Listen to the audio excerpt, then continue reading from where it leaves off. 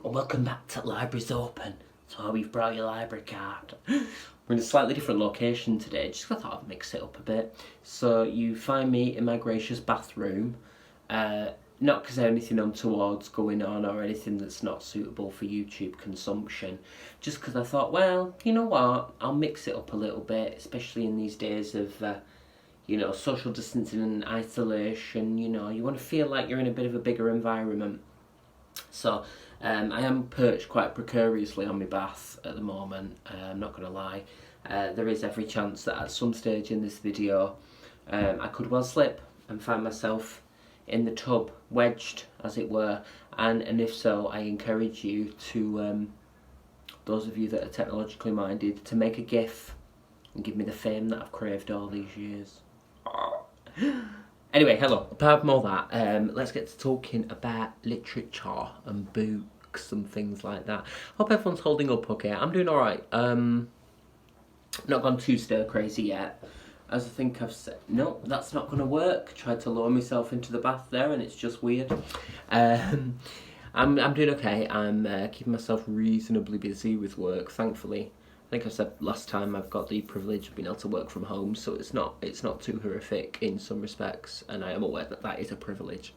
So yeah, just checking if there's anything unseemly in the background. Oh, a powder puff. Oh, it's not a powder puff. What are they called? Shower doodads things. You go like that, don't you? All bits and things. Anyway, so in this episode I want to talk about two books again. I did this in a previous video where I talked about On Chesil Beach and The Beautiful Summer, and I spoke about them together because they kind of complement one another. And well, it's not going to be a regular thing that I put two in one. I did think I'd put these two together because I've been reading them at the same time, and they're entirely different, so they completely contrast one another, which I quite like. As well. So one of them is a real proper book that I can show you, and one is actually one that I got on the Kindle app. And the reason I got it for the Kindle app, because you know that I well, you'll know if you haven't been here before, you won't. Hi. But I'm not a huge fan of Kindles per se, but I recognise the importance of them and the usefulness of them, particularly for things like travelling, and also cost, which is why it's the reason that I bought this book on the Kindle, because it was like $12.99 even second hand, because it's not that old, it's quite new, or it's 99p on the Kindle, so there's just no contest, is there? Particularly when we're all in a sort of quite time-conscious, money-conscious time period. I thought it just makes sense, doesn't it? And it turned out to be a good thing, because I read it on the Kindle before I was going to sleep. But more on that in a minute. First of all, let's talk about the actual physical book. And it's a work of non-fiction, well, such as any book can ever be. And a demo. That was so much smoother in my head. Hang on. Take two. It's called Parallel Lives by Phyllis Rose, and it's sort of subtitled 5 Victorian Marriages. Now, this was originally published in the 80s. And well, it's remained in print in the US, I believe, and possibly Canada as well. It fell out of print in the UK, and this new edition is 2020. And before we even get into the book, can we just appreciate this beautiful end paper? Look at that. William Morris wallpaper, is it? Yeah, it's William Morris wallpaper, obviously from the Victorian arts and craft movement, which I love.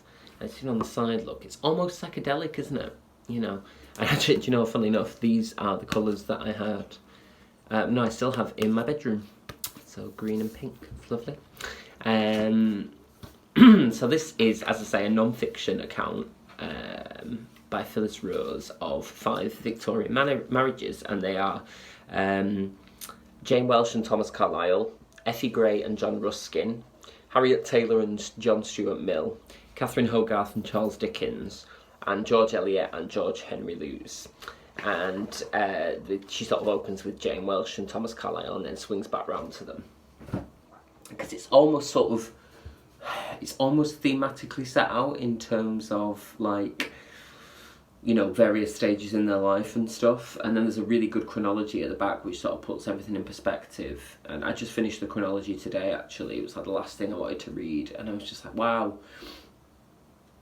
What it really brings home is how, you know, how macro issues and, you know, huge global events are always going on in the background, but then we perceive them through our own perceptions and understandings of our personal relationships, if that makes sense. So, you know, yeah, world changing, both on a micro and macro level. What's really interesting about this book is essentially the biographies of a marriage, and that's marriage obviously in the Victorian sense, so it's purely opposite sex couples, but also about the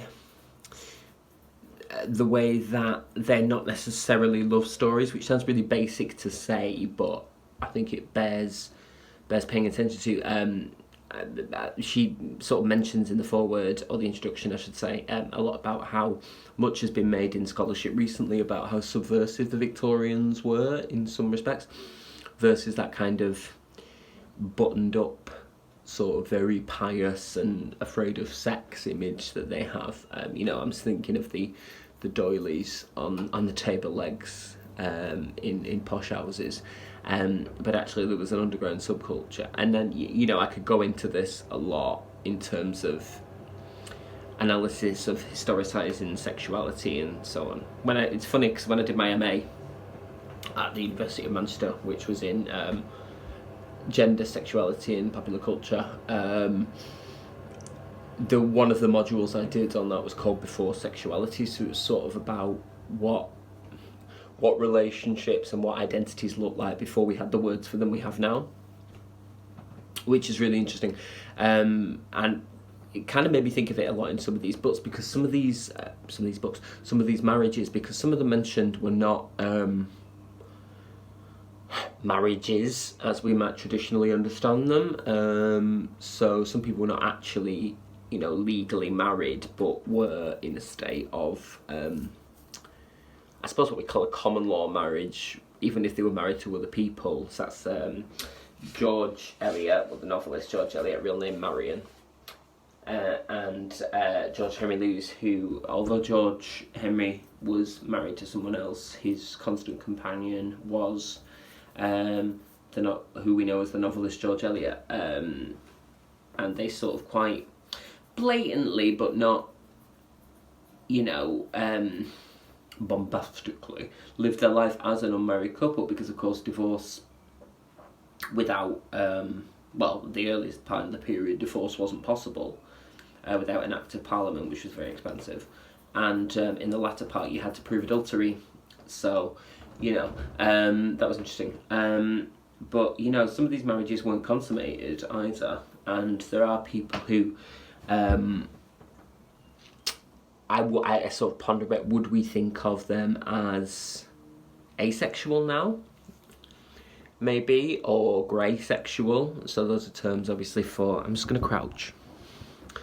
That's nice, isn't it? It's a bit Blue Peter. Would we think of them as, yeah, maybe asexual now, which obviously is the term for people who don't experience sexual attraction but can still form romantic unions. Or grey sexual, in which sexual attraction is entirely positional and based on, you know, they may experience sexual attraction in certain circumstances with certain people. But a lot of what I was thinking, I'll smooth that angle, that's better, isn't it? Oh, the light, let there be, let there be. Yeah, a lot of what we used to talk about in historicising sexuality is it's really easy to sort of put modern day terminology on things from the past with current knowledge that we have.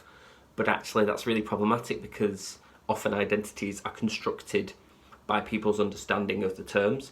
So for instance, when we talk about homosexuality, sometimes people will mention, you know, the Greek relations between men, usually one older and one younger. I'm talking ancient Greece here. And say that that's evidence of homosexuality, male homosexuality back in the day. And yeah, to a certain extent it is. But because they didn't have that terminology available at the time, and or the social structures that we have now, we can't necessarily claim a direct link, because for them to be part of the pantheon of that sexuality as a concept, they would have to agree to that, and in agreeing to that they would need to know the terms we use. So if they don't, you know, it's something else or something other, and they wouldn't necessarily have understood homosexual as we understand it today. So anyway, sorry, that's a bit crit theory there. But it is very interesting. And, you know, I love me some Victoriana. Absolutely adore the Victorian era. That and the 20s, they are the time periods that I'm most interested in. What time periods are you all interested in? Do let me know below. I'm aware that I probably wouldn't have done well in either time period. Because it reminds me a little bit, I suppose, of, you know, when people have like past life regressions and stuff. Don't fall. And everybody's always Cleopatra, aren't they? Or Marie Antoinette or something, or Robert the Bruce, I don't know. And no one's ever like a servant. I definitely would have been. Servant, or maybe a sex worker or something like that, or worked in a brothel, wouldn't surprise me. I don't mean that in an awful way, not an awful way, but I don't mean that in a way as in that's a profession I would have liked to have done then necessarily, but, you know, given class structures and so on and so forth, and where my talents lie, it's probably not that far from the truth. Anyway, it's really difficult to talk about this unless without reading it, but what I will say is it's a really interesting discussion of power dynamics as well in relationships, both historically and now. She says one thing which I think is absolutely brilliant, which is in discussing marriage, she says it's actually about power, and it's actually the most political act that most of us will ever be involved in. It's just the pipes warming up there, the immersion, because we'll have a bath in a bit.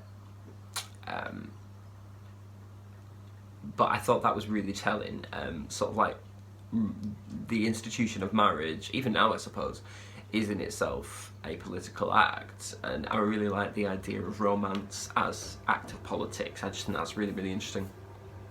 And great thing is, although it comes across as quite a scholarly book, it's very easy to read and it's quite gossipy. And that's not a criticism, it's just really nice. It's like she's telling you about someone that she knows, which is really kind of lovely. And she sort of doesn't pass judgment on them, on any of the couples in any way, shape or form. Charles Dickens was a bloody rumman though, let me tell you that for free. You know, to say he was a great writer, there's, you were a bit nasty to that Catherine Hogarth. A bit nasty, he was horrible. Which is really interesting, and I think she sort of draws comparisons between how his home life was and what he was reflecting in his fiction, and there's some disparities, and there's some like, that's why moments. So it's really interesting, and I don't even think you necessarily need to know all the people involved to be intrigued by it. It's as I say, it's a really interesting discussion of power plays between men and women at that time anyway, and what that has to say about both wider society, the political landscape and the culture of the day. So definitely recommend. If only for that wallpaper. Come on. Mind you, I wouldn't have it done on a whole wall. I'd have maybe like a featured wall, or a chimney breast or something, you know, something tasteful. Moving on, because I've waffled, but it was good waffle, it was nice waffle. The second book I read, which was the Kindle one, so I don't have a physical copy to hold, so you'll have to just imagine, was called Rules for Perfect Murders, the details of which I will put down below. Now this was really interesting. So this was sort of, it was a crime novel, but it was kind of more than that, because it was, or rather it is, a sort of, it's almost a love letter to crime fiction over the years. I'll explain a little bit the plot without giving you any spoilers, because it is a murder mystery. And then you can sort of see what I'm talking about. So our protagonist and our narrator is a guy called Malcolm who co-runs the Old Devil's bookstore.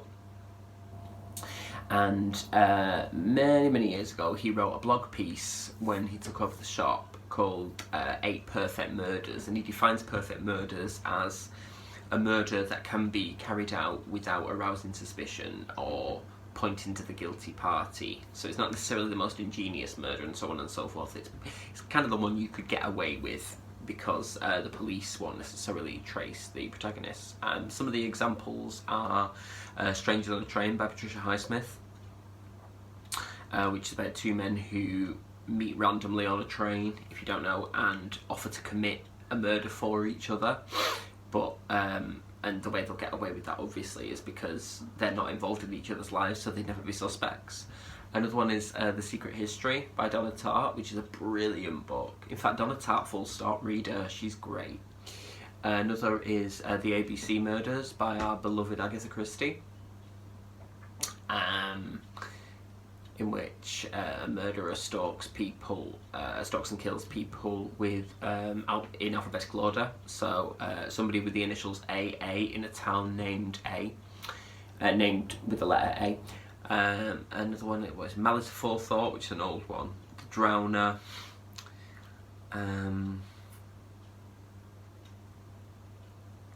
The Mystery of the Red. I think it's called The Mystery of the Red House by A.A. Milne, famous for Winnie the Pooh. And several others. Anyways, the idea is that, and then one day he meets this FBI agent who seeks him out because she believes, she's called Gwen, love that, Gwen. She believes that somebody is killing according to the blog post, basically. So using the spirit of those novels as inspiration for a series of deaths, and she asks him to collaborate with her and so on and so forth. As we go through the book, we tease out sort of details about his life. So his wife died in the fairly recent past, and they'd had a complicated relationship because she was a drug addict, frequently in sort of going cold turkey and then relapsing, and it's about how he deals with that. And also in negotiating his personal relationships. There's some really lovely characterisation actually on 2 of the people who work in the bookshop with him, who are sort of quite minor characters but quite nicely drawn in quite near strokes, considering how little book time they actually get. But here's where it's really interesting, because I do love books that reference other books. There's something really nice and a little bit Inception-y about that, which I quite enjoy. But Malcolm sets up from the start the idea of these unreliable narrators in detective fiction, and he uses so Dr. Shepherd, who's the narrator of Agatha Christie's The Murder of Roger Ackroyd, which is a masterpiece, by the way. But I'll be really careful with this because I don't want to spoil it, but it was kind of a game changer in crime fiction when it first came out, because it didn't seem to play by the rules. We don't know, by the way, the Detection Club many years ago, which a lot of mystery writers belonged to, used to have golden rules for what constituted good murder mystery crime fiction, which like you couldn't betray certain points or you weren't being fair to the reader, and they had no opportunity of solving the crime. So I'm not going to spoil that, but what I will just say is the narrator is not always trustworthy. And that doesn't necessarily mean anything more than what it is, but he sort of alludes to that, and then we tease out things that happened over the course of his life as he becomes obsessed with the idea that somebody has deliberately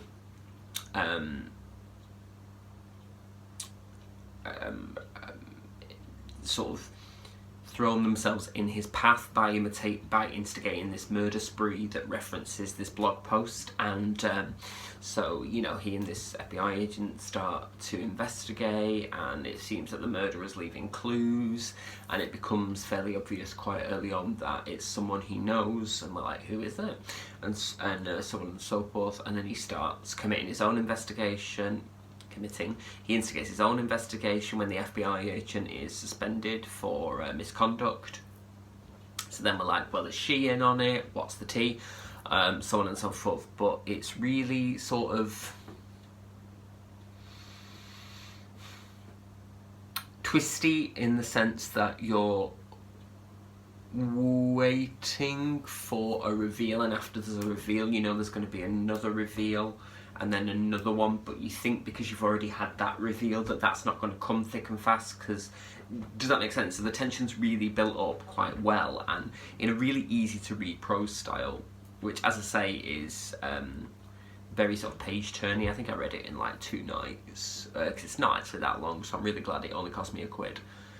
But I would recommend it if you're really into crime fiction and murder mysteries, and you know you sort of want to read sort of meditation on crime fiction. I love self-referential books, really do.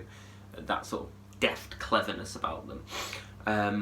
Then I really would recommend it. And as I say, if you do have a Kindle and or a reading app, it is available for 99p at the moment on online. So it's worth having a gander, because it's just fun and fun. Where am I from? Fun. It's fun.